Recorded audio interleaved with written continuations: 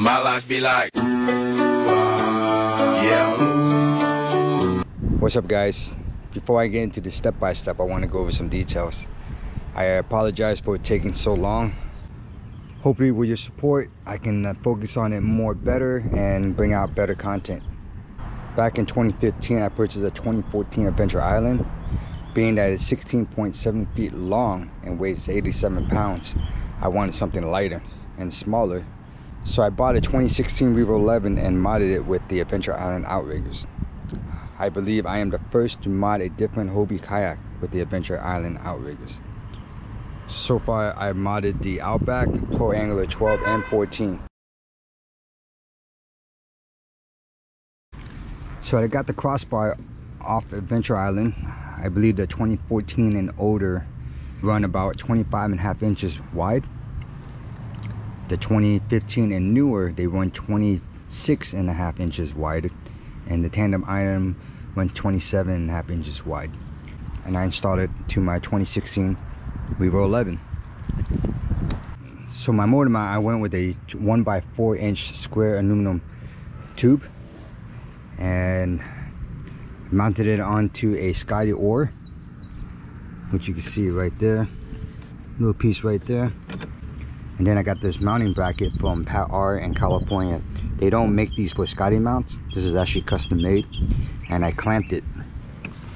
He normally makes these for the Aka, which are the which is this piece right here, the stabilizer that goes out to the AMA, which is the platoon piece. So I went with the clamps because I did not want to, I wanted to act like an engine mount because the motor is constantly vibrating. And before Hobie sent me a replacement kayak because of a hull defect, something happened with this couple hole. I found I had a hairline crack because I didn't use a backing plate.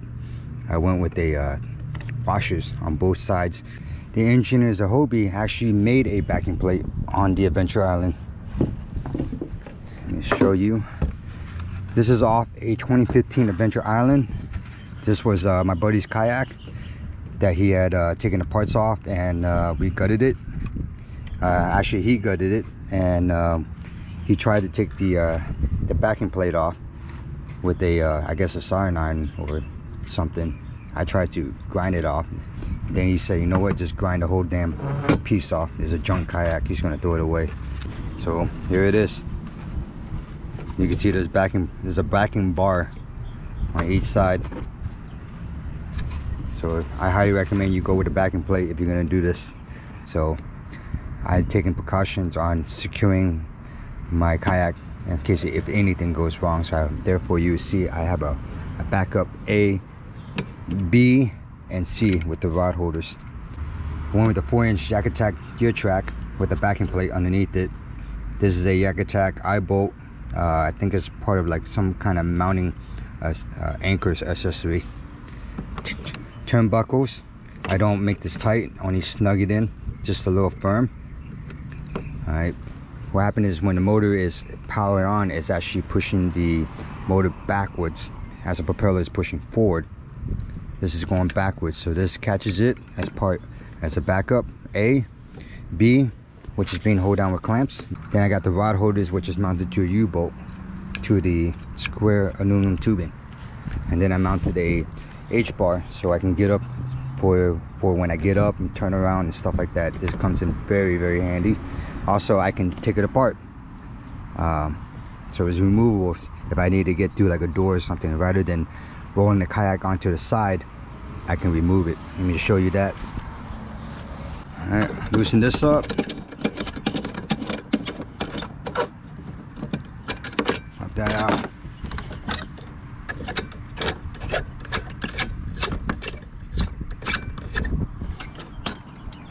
All right, that's loose. Push on the Scotty lock nut. Pop it up a little bit.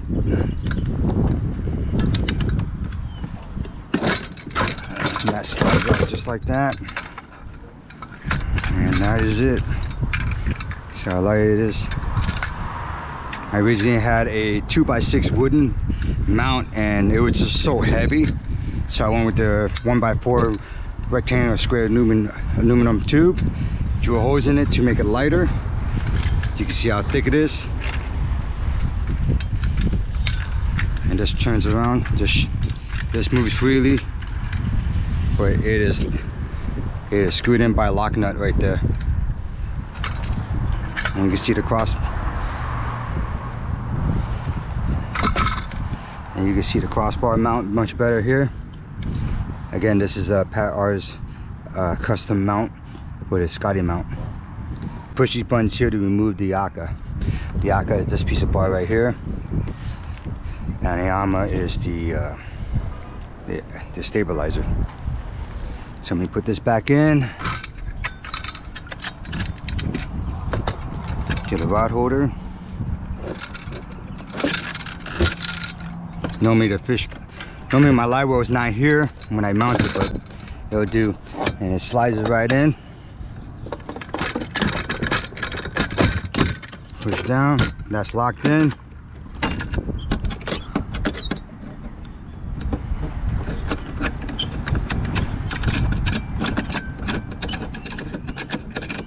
Make this firm.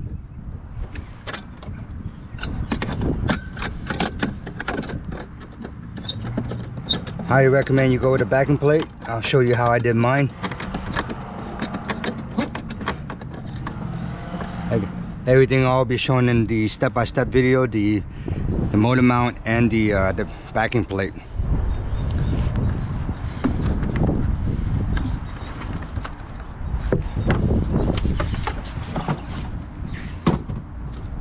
It's my super circle water gun. Whenever I get slime and stuff, wash it all down. Sometimes if I gotta go to the bathroom and I'm fishing, I'll stick this into my pants and I shoot myself right in the pecker.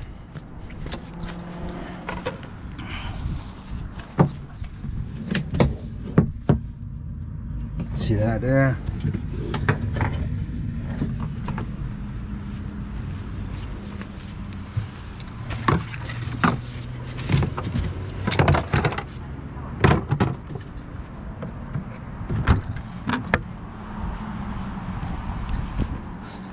So here's a trampoline. This is how I disassemble it and reassemble. I went with these cam straps.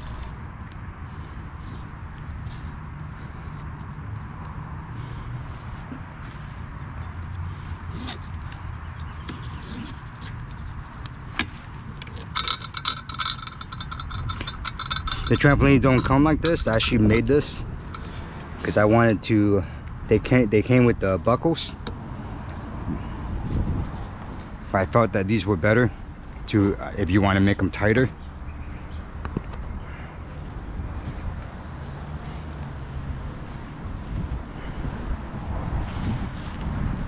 Hey, how's it going?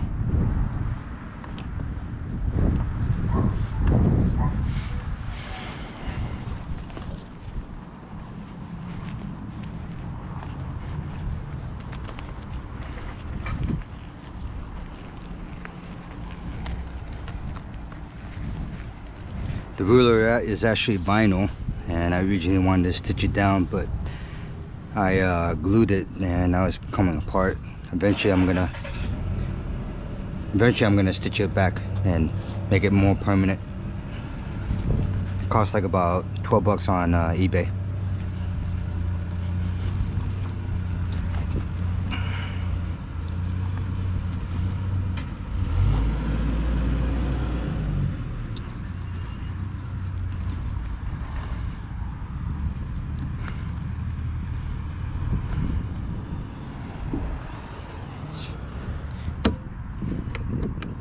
So this right here is called the Aka brace bar, which goes into the Aka ball mount, and it's actually a clip that clips it in. Only way you unhook it is by clicking on it. Let me show you how that looks. So it clips into that right there, clips into that piece right there, and that's how you lock it.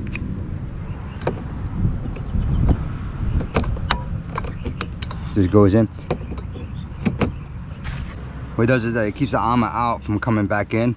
These are plastic bolts and nuts designed that if you hit something, these plastic bolts will snap off. You won't lose it because there's a liner to it, and then you have a backup bolt right here. So this piece out here is all plastic. So anyways, you unclip it, you unhook it, and if you're going through tight corners, you may go backwards and move all my stuff out of the way. You may go backwards,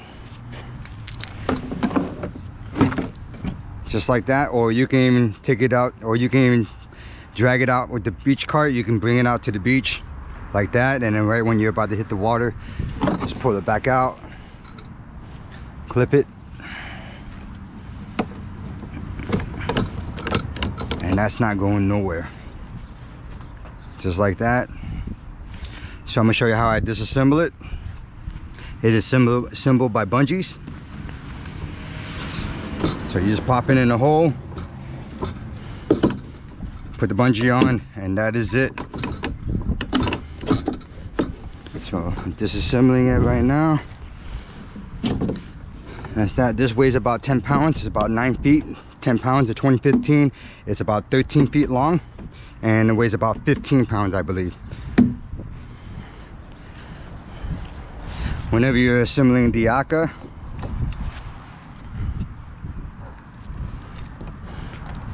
it's got these 2 push buttons right here that makes it come out. When you put it in, there's actually these 2 clips that go inside, that clips on the outside. So it goes in like that and clips right here, as you can see. Whenever you're putting it in, you can make sure you hear that click, pull on a little bit, shake it, make sure it doesn't come back out. Always got to do that when you put it in. So you push these buttons in, it comes out, pop the Aka bar, space bar, and then boom, just like that.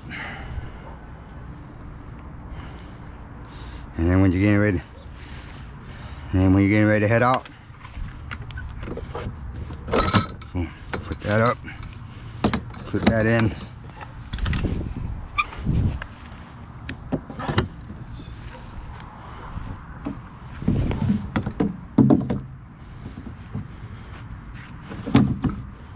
bungee on that,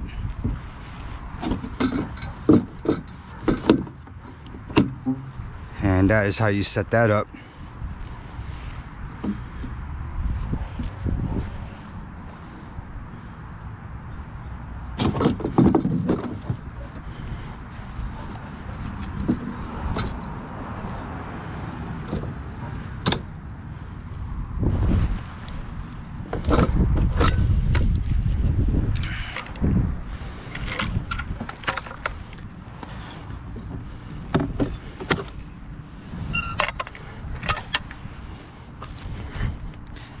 Alright, just going over some little part about the motor mount.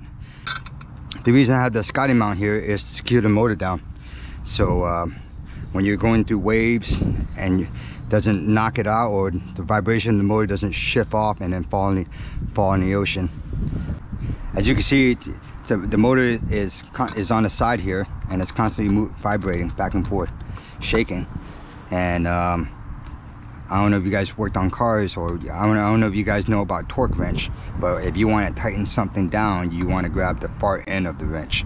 Well, your motor, or the motor mount, is actually doing the same thing. So you're putting a lot of stress on the crossbar itself, and that will eventually lead to a crack.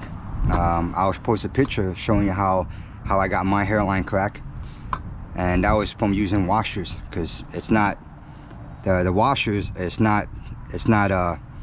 two separate mounting positions, where where the kayak is constantly being hit by waves, constantly moving, and that can lead to a crack over time. So I recommend you do the backing plate. If you want to mount the motor separate from the crossbar into its own separate part of the cut, that's cool too. But I don't recommend you doing it directly to the crossbar. But that's just me. It's your life. You can do what you want. It's your butt out there. If anything was to go wrong, I don't mess with Mother Nature. The reason I did this mod was for my own personal safety, and the reason I'm also sharing it with you guys is for your safety as well. Being out there, it could be a bad storm, an unexpected storm coming out of nowhere. Current could be ripping 5 miles per hour, taking you to another city, you know. That's why I got the motor. First time I flipped, I told myself never again. I lost all sorts of stuff. And then when I got the motor, when I got the Outriggers, I got swept to another city, and calling Uber, the hassle of calling Uber, and you know, waiting by the kayak until your buddy comes along with the truck, or if you're by yourself, you know, what are you gonna do? So with me, I fish a lot by myself, so I did the motor mount and stuff to keep me in one area. So I make sure that I am good with the whole backup and everything. Anyway, so that is it. That is my whole setup.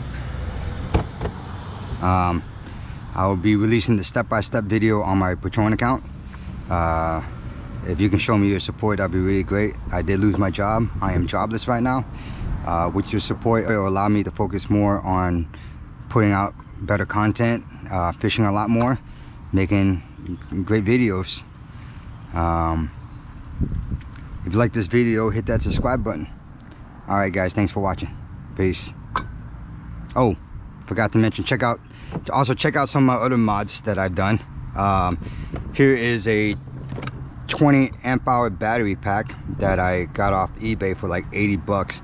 It's about 24 18650 batteries, same batteries that powers the Tesla cars, and it's also the same batteries that that's in those little vape cigs. I have a video of it coming out where I powered the live well for 10 hours, and I checked the charge. It went from 12.7 volts to 12.1 volts. I plan on adding another hole and powering my fish finder. So I got this hooked up to my live well. That video is coming out soon. My bilge pump goes into the scupper hole, which is being kept in place by the bungee. I have these plugs that I got off eBay for like $1 each, and I have these old ones that I use as backup, as a sealer, so salt water never gets inside them. And pretty much I just take them out, unscrew them, plug them in, tighten it down. That's that, and it's humming. And then when I'm not in use and about to hose it down, switch the old ones. I also spray them inside with corrosion block. So that's that. Also on my channel, also you can see on my channel is my live well. Pretty much yeah, it goes in, plugs in the scupper hole, pop this in there. Don't need to tighten down. It's pretty snug in there. It's pretty tight. And when I'm at the bait boat and I'm about to load up my bait, I just pop this lid off. Boom. I keep this. I made a hatch, the Hobie hatch, off my old warranty kayak. Went with plastic bolts for lighter weight. Removed the oil ring, so it's easy to turn in and turn, just like that. Got the drain plug, and then if I want half water level, mid, and all the way up, put 2 rod holders. There's my sprayer. I'm probably gonna run the pipe down all the way down and make it spray around circles, have everything circulating out all the dirt. I got my cell phone mount, so when I go live, this is my DIY fish visor that's also on my channel. I went to Dollar Tree, paid $1, got a bin, cut it out. It's been about 3 years and still going good. Since I got 2 kayaks and none of them have a transducer ready, I have to mount it on the side. So what I did was I got the GoPro mount and some marine group, which is also on my video, and it's been about also 2-3 years and no issues other than getting weeds on it, but you just reach your hand down and cut it off. So that slides in there just like that. It goes up, down, left, right. You can adjust it, and then when you want to take it off, it's kind of hard to do with one hand holding the camera, but you get the idea. And I also got it on the side on my adventure island over there as well. This is my cue guard made out of PVC pipe, and then I marine grouped it. Very easy to do. Here's another. I also did another one in the back using these pellets, these plastic bee pellets. See if I can pick it up and show it to you guys, which is also on my channel.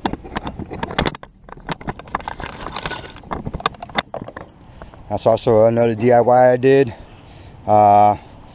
This one, I haven't got a chance to post it up, but I did it. I made a DIY for it, but just been, again, I've been so busy. Now that I'm jobless, I can definitely work on getting more videos out to you guys. This is like about, I think 10, I think this is 10 or 11 inches wide.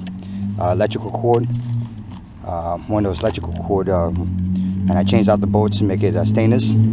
So this is about 500 feet paracord. You'll see me anchoring out like in 200 feet, depending on current, that is. And I have it set up with the breakaway.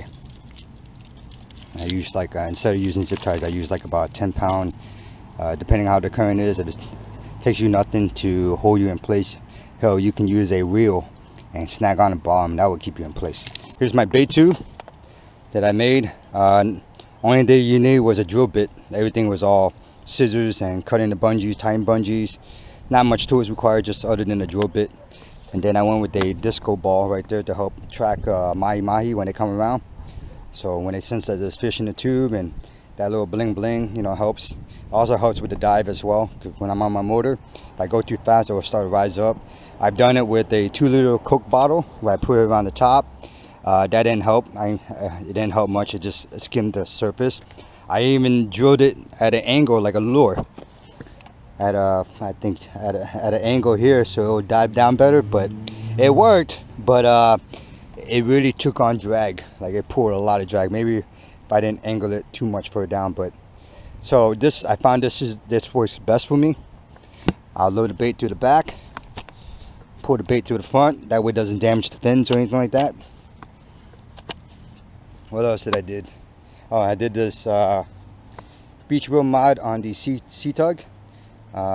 Didn't buy no kit. All I did was go buy some aluminum bar and just extended it, and I was able to make that work. And got some more DIYs videos coming out. Again, I'm so backed up on videos. Now that I'm jobless, I can focus on bringing you guys better content. Alright guys, this is it.